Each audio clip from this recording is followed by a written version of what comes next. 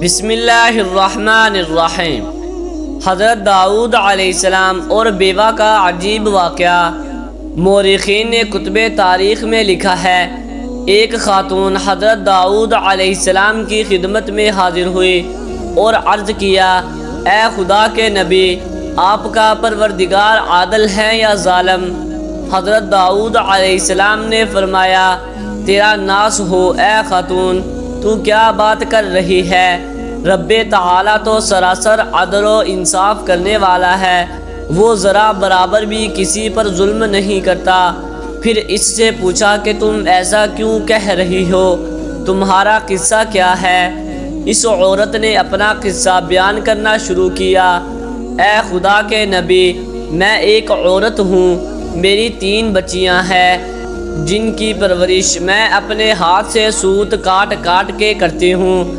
میں دن بھر اور بعض اوقات راتوں کو جاگ کر سوت کاٹتی ہوں۔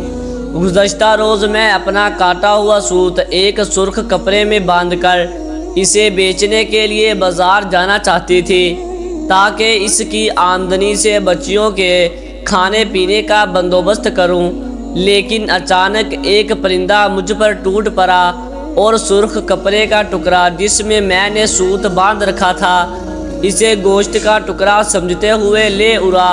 میں یوں ہی حسرت و یاس سے ہاتھ ملتے رہ گئی۔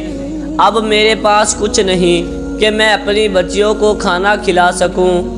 ابھی وہ خاتون حضرت داؤد علیہ السلام سے اپنی داستان بیان کر رہی تھی کہ اتنے میں آپ علیہ السلام کے دروازے پر دستک ہوئی۔ حضرت داؤد علیہ السلام نے آنے والے گھر میں داخل ہونے کی اجازت مرحمت فرمائی۔ اجازت ملتے ہی 10 تاجر یکے بعد دیگر اندر داخل ہوئے، جن میں سے ہر ایک کے ہاتھ میں 100 دینار تھے۔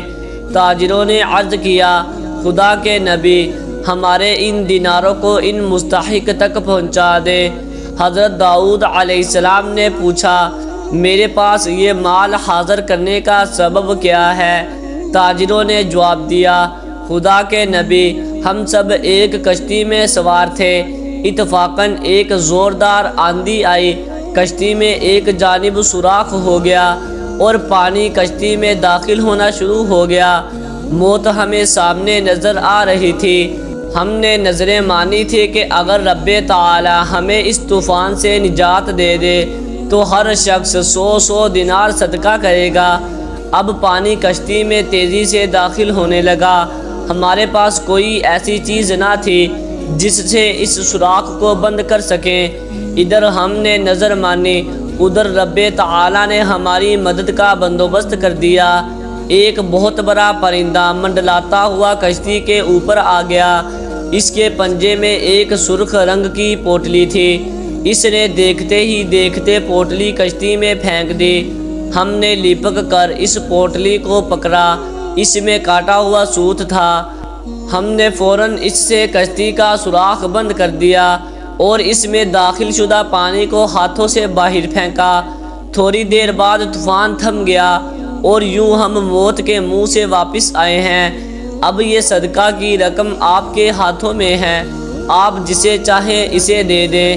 یہ قصہ سن کر حضرت داؤد علیہ السلام اس بیوہ عورت کی طرف متوجہ ہوئے اور فرمایا، پروردگار تیرے لیے بحروبر میں تجارت کر رہا ہے اور تو ہے کہ اسے ظالم کہہ رہی ہے۔